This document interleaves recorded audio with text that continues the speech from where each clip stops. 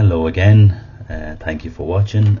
It's Damien, and I just want to talk about I do get a lot of inquiries from people who have, say if you come to me as a client and we work well together and stuff and it ends lovely and you go off on your way, and you tend to talk to people about that you enjoyed your experience and so on.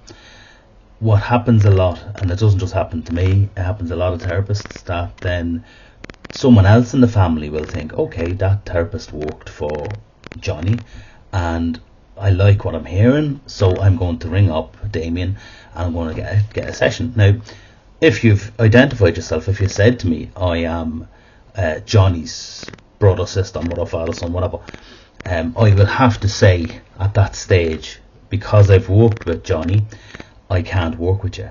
And that sometimes can feel like a rejection, and other times you might not tell me you're related to Johnny, but it can come out in the session that I discover, oh, hold on a second, you're Johnny's whatever, and at that stage I have to say, I'm sorry, I'm going to have to stop here, I can't continue working with you, because it's a breach of ethics. I can't work with someone from the same family. And the reason is, if you come to me as a client, I will absolutely protect your confidentiality, and that means that, let's say for example, take a mad kind of idea, twin brothers. If I was to take twin brothers and you had to come in and you were to walk with me, and then the twin come in, and I could say, oh, that was the time this happened when you told me, and they'd said, oh no, I never told you that. I've automatically broken confidentiality on Johnny, let's say.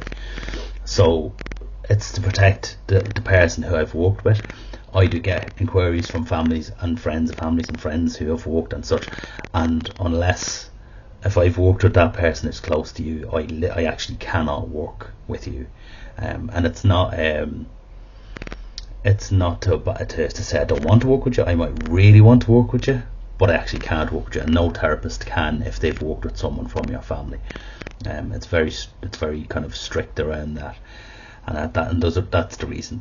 What you want to protect the person you've worked with, and you can't work with anyone else from the family. And also you find the relationship will change. Let's say you have a familiar relationship with the therapist previous to having someone in their family or friend group come to them. That relationship then will change. The therapist technically can no longer, although there are boundaries and there are exceptions to this, but in general terms, the therapist will no longer be, going for drinks with you, having social outings, basically to protect the client that they've worked with. So, like, say for example, oh, I believe you're working with such and such. How did he get on? I'm sorry, I can't talk about that. So to avoid even having to say that, I personally won't involve myself in that situation. And it has happened where I've said to people who have come to me and said, I'd like you to work with such and such, and I will say that's absolutely fine, because I have no relationship with that person, but my relationship is with you, and from this moment our relationship is ended. Essentially, it sounds really cruel, but essentially I can no longer be sociable and friendly and this kind of stuff with you. We can be civil, obviously we can wave at each other in Super Value or Lidl or wherever we're shopping, or if we meet each other out in a pub or whatever like that. You never see me in a pub, but if you meet each other out in a pub, you'll how are you doing? But I won't be sitting there and having drinks and talking about it.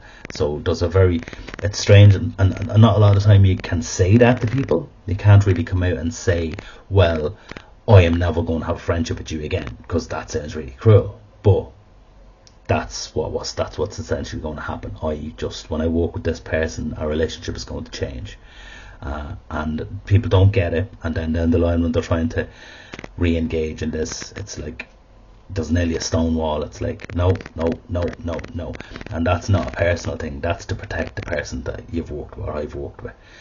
And I hope that explains it, because I know that can cause a lot of confusion and a bit of annoyance and frustration in people, that he wouldn't work with me. It's like the therapist rejected me, I'm not good enough for something. It's absolutely nothing to do with that.